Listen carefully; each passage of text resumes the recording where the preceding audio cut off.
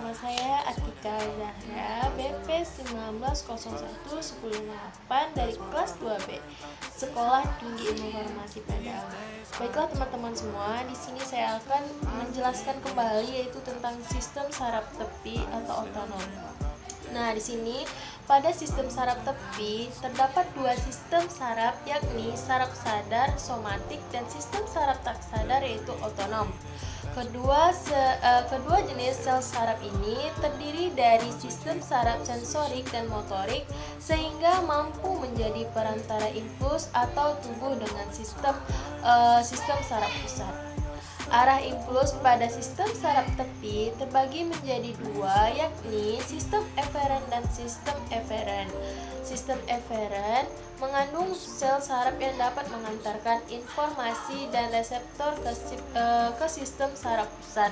Sedangkan sistem saraf eferen mengandung sel saraf yang dapat mengantarkan informasi dari sistem saraf pusat ke otot dan kelenjar. Nah, setiap serabut saraf otak ini terhubung dengan organ-organ atau otot manusia, misalnya terhubung ke hidung, telinga, dan lain-lain. Sistem saraf sadar atau somatik. Sistem saraf sadar mengandung saraf eferen sehingga mampu menghasilkan gerakan di jaringan otak rangka.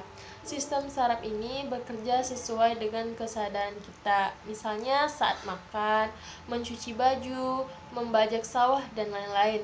Sistem saraf sadar akan meneruskan impuls dari reseptor menuju ke sistem saraf pusat dan meneruskannya lagi ke impuls dari sistem saraf pusat ke semua otot kerangka tubuh. Sistem saraf sadar tersusun atas saraf kranial dan saraf spinal. Saraf kranial manusia ada 12 pasang saraf yang mencuat keluar dari otak. Saraf ini terletak di kranium atau tengkorak, sebuah letak yang dekat dengan sistem saraf pusat manusia. Sistem saraf kranial terhubung dengan organ yang berada di seputaran kepala dan leher seperti telinga, mata, hidung, mulut, dan lidah.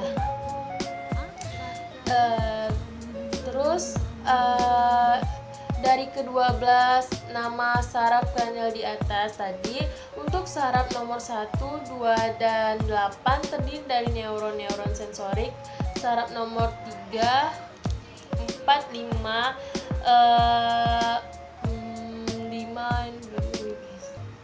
terdiri dari neuron-neuron motorik. Adapun nomor 7, 8, dan 12 terdiri atas gabungan neuron motorik dan sensorik. Saraf nomor 10, nervus vagus, disebut sebagai saraf penggemar karena memiliki wilayah jelajah yang sangat luas. Terus kita masuk lagi ke saraf spinal. Urat saraf sumsum tulang belakang berjumlah 31 pasang. Dan semua saraf tulang belakang saraf ini merupakan gabungan dari neuron sensorik dan motorik.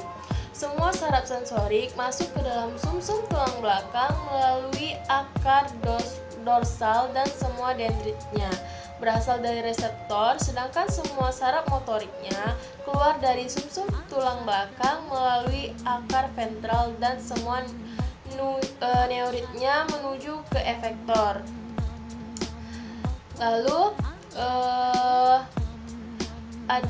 adapun otot-otot representatif dan segmen-segmen spinal yang bersangkutan serta persarafannya, yakni yang pertama tuh otot bisep lengan, otot tricep, otot brachial, otot intensik tangan, susunan otot dada, otot abdomen, otot quadriceps paha, otot gastrocnemius refleks untuk ekstensi kaki.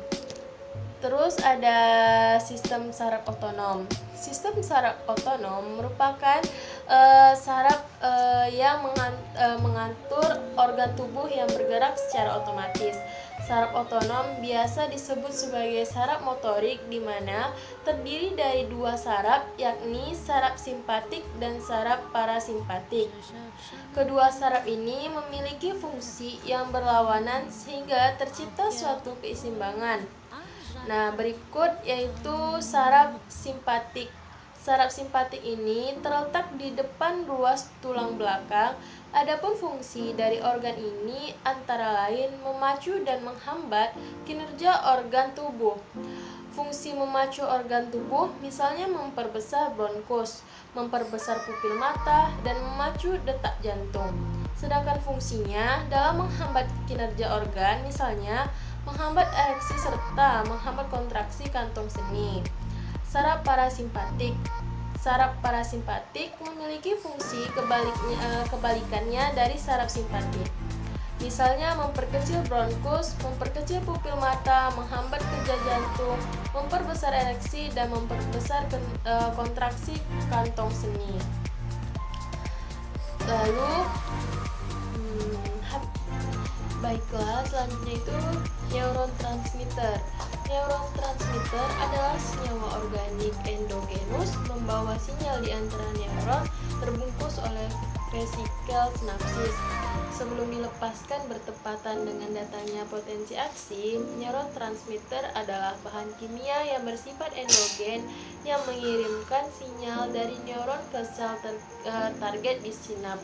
Neurotransmitter yang dikemas ke dalam vesikel sinaptik berkerumun di bawah membran di sisi perisinapsis sinaps dan dilepaskan ke dalam celah sinaptik, di mana mereka mengikat pada reseptor di membran pada sisi postinaptik dan sinaps. Pelepasan neurotransmitter biasanya mengikuti kedatangan sebuah potensi aksi pada sinapsis. Tetapi jika dapat mengikuti potensi listrik dinilai rendahnya tingkat dasar rilis sederhana juga terjadi pada stimulasi listrik. Neurotransmitter disintetis dari prekursor berlimpah dan sederhana seperti asam amino yang tersedia dari jumlah kecil langkah biosintesis untuk mengkonversi. Ketika gelombang tersebut mencapai sinapsis, sejumlah molekul neurotransmitter dilepaskan dan bergerak menuju penyerap yang terletak pada membran neuron lain yang berada di dekat sinapsis. Seluruh aktivitas manusia yang berkenan dengan otak diatur melalui 3 cara, yaitu sinyal listrik pada neuron, zat kimia yang disebut neurotransmitter dari hormon yang dilepaskan ke dalam darah. Hampir seluruh aktivitas di otak memanfaatkan neurotransmitter. Yang pertama, zat-zat neurotransmitter. Neurotransmitter mempunyai 3 golongan neurotransmitter: molekul kecil konvensional asam amino, monoamines atau monoamin, dan asetiolin. Di samping itu ada 4 kelompok neurotransmitter molekul kecil yang sering disebut neurotransmitter tak konvensional karena mekanisme aksinya yang tidak biasa, berlawanan dengan neurotransmitter molekul kecil. Hanya ada 1 golongan neurotransmitter molekul besar, neuron peptides. Kebanyakan neurotransmitter menghasilkan eksitasi dan inhibisi atau bukan keduanya. Akan tetapi beberapa menghasilkan eksitasi ketika mengikat diri pada sebagai subtipe reseptor mereka dan menghasilkan inhibisi ketika mengikat diri pada subtipe reseptor yang lain. Ada banyak neurotransmitter yang berbeda. Tiap-tiapnya memainkan peran dan fungsi khusus dalam jalur yang spesifik.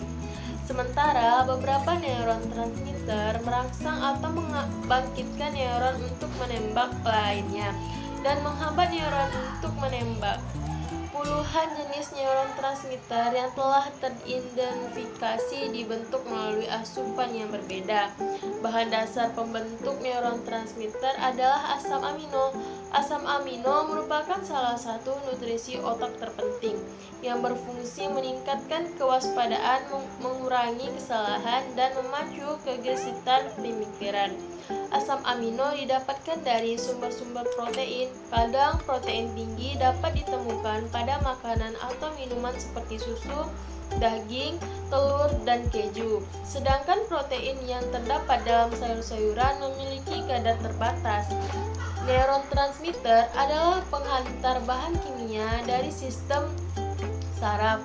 Neurotransmitter adalah molekul yang dimana harus memenuhi sejumlah kriteria harus diklasifikasikan sebagai neurotransmitter. Kriteria ini biasanya harus dipenuhi melalui berbagai ilmu pengetahuan dasar dan studi penelitian klinis. Zat yang hanya memiliki telah ditunjukkan untuk memenuhi beberapa kriteria yang disebut sebagai neurotransmitter putatif. Berarti mereka belum terbukti secara eksperimental untuk memenuhi semua kriteria. Asam amino, glutamat, aspartat, daserin, aminobutrin asid atau GABA, glisin monoamina, dan amini biogenik lain. Lalu sekarang kita lanjut ke sistem saraf otonom, yaitu fungsi-fungsinya. Fungsinya itu untuk mempertahankan keadaan tubuh dalam kondisi terkontrol tanpa pengendalian secara sadar. Sistem saraf otonom bekerja secara otomatis tanpa perintah dari sistem saraf sadar. Sistem saraf otonom juga disebut sistem saraf tak sadar karena bekerja di luar kesadaran. Sistem struktur jaringan yang dikontrol oleh sistem saraf otonom yaitu otot jantung, pembuluh darah, iris mata, organ torakalis, abdominalis, dan kelenjar tubuh. Secara umum, sistem saraf otonom dibagi menjadi dua bagian, yaitu sistem saraf simpatis dan sistem saraf parasimpatis. Secara garis besar, sistem saraf dibagi menjadi sistem saraf pusat dan sistem saraf tepi. Sistem saraf tepi memiliki dua divisi, yaitu sistem saraf sensoris dan saraf motorik. Selanjutnya, saraf sensoris dibagi pula menjadi saraf somatik sensoris dan saraf visceral sensorik, sedangkan saraf motorik dibagi menjadi saraf motorik somatik dan saraf motorik otonom. Sistem saraf menerima informasi sensorik dan saraf eferen somatik dan visceral. Selanjutnya, informasi dari otak besar, batang otak, dan medula spinalis. Selanjutnya, sistem saraf pusat akan memberikan reaksi melalui saraf eferen, yaitu saraf motorik somatik maupun saraf motorik visceral. Saraf otonom dibagi menjadi dua, yaitu saraf simpatis dan saraf parasimpatis. Sistem saraf otonom bekerja secara tidak sadar. Ada tiga hal yang membedakan antara saraf motorik, somatik, dan otonom, yaitu efektor. Saraf motorik somatik akan menstimulasi otot skeletal, sedangkan saraf otonom akan menginervasi organ visceral seperti otot jantung, usus, dan yang lain. Jaras eferen dan ganglion. Badan sel saraf somatik terletak pada SSP membentuk nukleus inti saraf dan aksonnya menuju otot skeletal, dan akson tersebut memiliki karakteristik tebal dan bermielin yang menghantar impuls saraf secara cepat. Neurotransmitter. Semua saraf motorik somatik akan melepaskan neurotransmitter asetilkolin yang memberikan efek eksitasi yang menyebabkan otot skeletal untuk melepaskan kontraksi, sedangkan saraf otonom akan melepaskan neurotransmitter pada postganglion berupa norepinefrin pada sinaps akson postganglion. saraf simpatis dan asetilkolin pada sinaks akson pas ganglion saraf parasimpatis yang dapat menyebabkan eksitasi atau inhibisi pada target organ tergantung pada reseptor yang dimilikinya.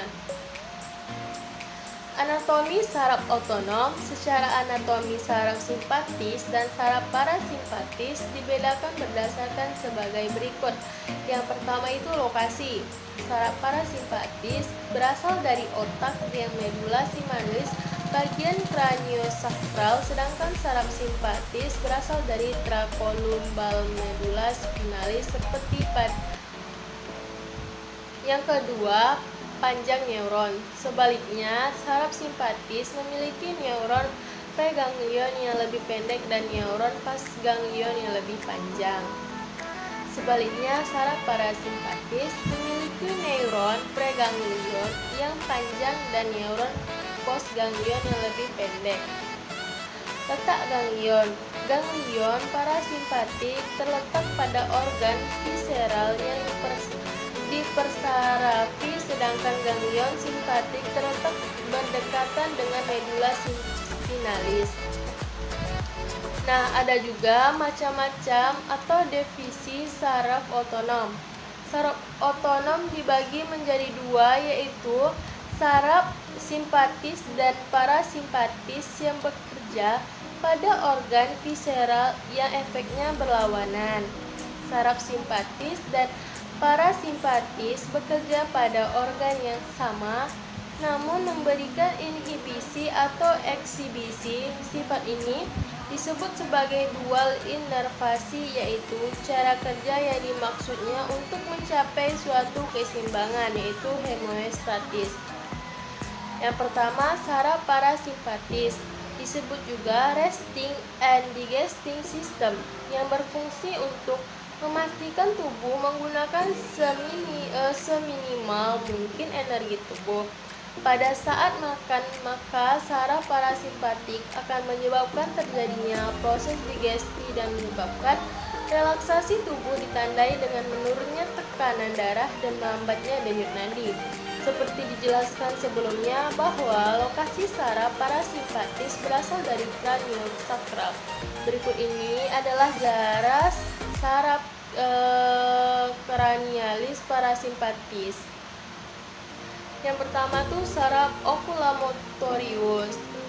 Neuron praganglion bermula dari mesencephalon dan menuju ke ganglion silaris, dan neuron preganglion akan menginervasi otot polos pada pupil yang menyebabkan konstriksi otot sphincter pupila dan merangsang otot siliaris untuk proses akomodasi. Terus yang B, saraf facialis. Neuron preganglion bermula dari pons atau nukleus salivarius superior menuju ke ganglion pterygopalatine dan ganglion submandibularis yang merangsang kelenjar nasal, lacrimal, submandibularis dan sublingualis. Dan yang C itu saraf glossofaringi.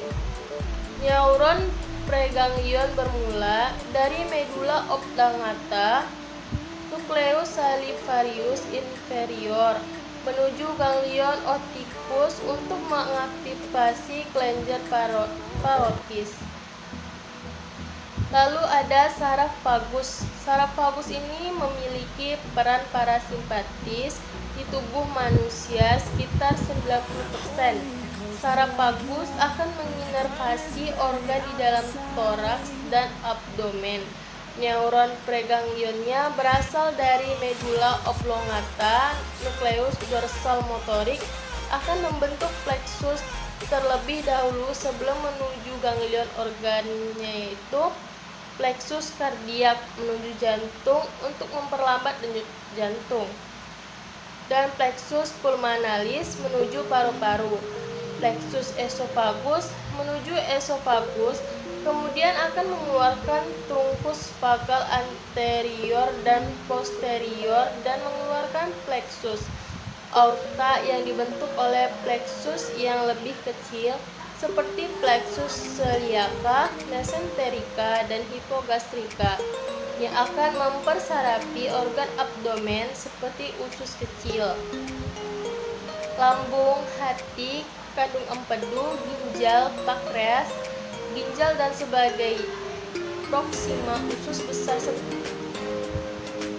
Saraf sakral parasimpatis bermula dari substantis gracia medula spinalis segmen S2 sampai S4 yang neuronnya preganglionia akan membentuk saraf splagnik plexus dan melewati plexus hypogastrik plexus yang akan menginervasi organ distal usus besar, vesika urinaria, ureter, dan organ reproduksi.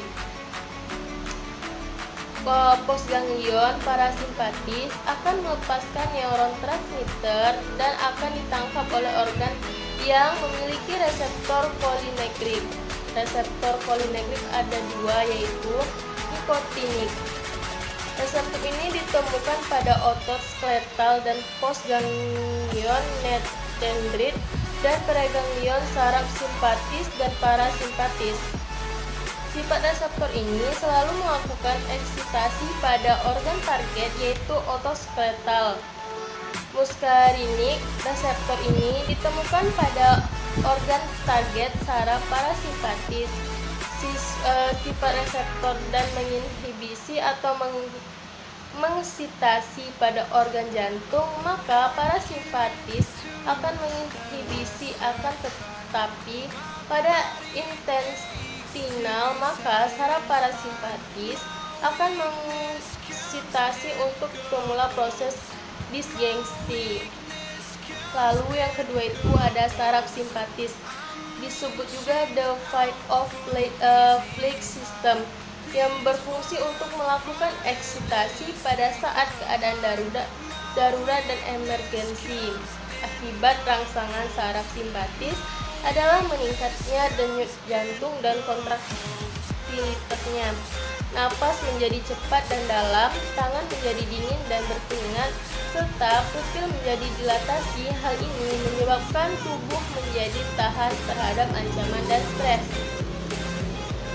Seperti yang dijelaskan sebelumnya bahwa saraf simpatis berasal dari torakolumbal, yang saraf neuron preganglionnya berasal dari substansi grisea. Selanjutnya neuron preganglion tersebut menuju trunkus simpaticus di paravertebra. Adapun jarak simpatis adalah yaitu jarak ke kepala.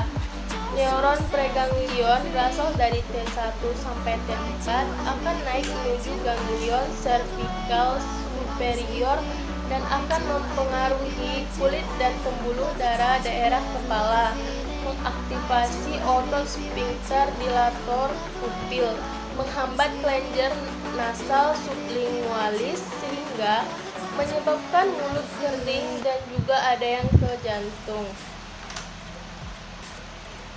Lalu yang terakhir ini jarak ke toraks. Neuron preganglion berasal dari